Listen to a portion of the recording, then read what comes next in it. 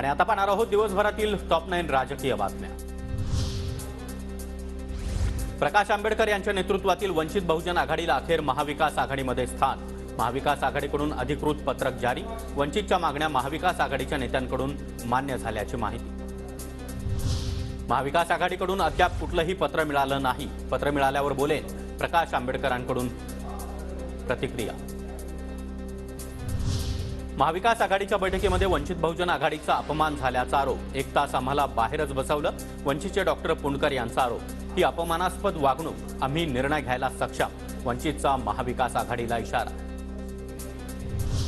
चर्चेची दारं बंद झालीत असं म्हणणार नाही, पण जागा वाटपाचा फॉर्म्युला सांगावा। त्यांच्याच जागा ठरलेल्या नाहीत। महाविकास आघाडीच्या बैठकीनंतर वंचितच्या पुणकरांचं वक्तव्य। एकनाथ शिंदेंनी भाजप सोडावी आणि आमच्या सोबत यावं। वंचितच्या प्रकाश आंबेडकरांची ऑफर। उद्धव ठाकरे देखील सोबत। शिंदेंनी ठरवावं सोबत यायचं की नाही। शिरसाट यांच्या ऑफरनंतर आंबेडकरांची प्रति ऑफर। महाविकास आघाडीच्या बैठकीमध्ये महाराष्ट्रातील जेडीयू नेत्यांची उपस्थिती। जेडीयूकडून 1 तर समाजवादी पक्षाकडून लोकसभेच्या 2 जागांची महाविकास आघाडीच्या बैठकीत मागणी।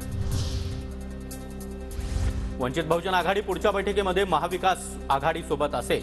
प्रकाश आंबेडकरांची ट्विट करत भूमिका जाहीर केली।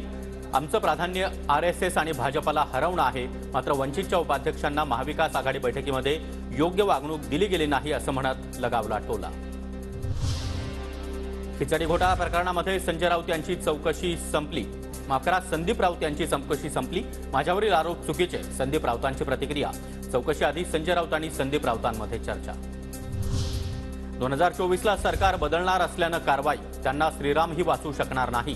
संजय राऊतांचा हल्ला बोल। तर राऊतांकडून लढण्याची नाही तर आता रडण्याची वेळ। शिरसाट यांचा पलटवार।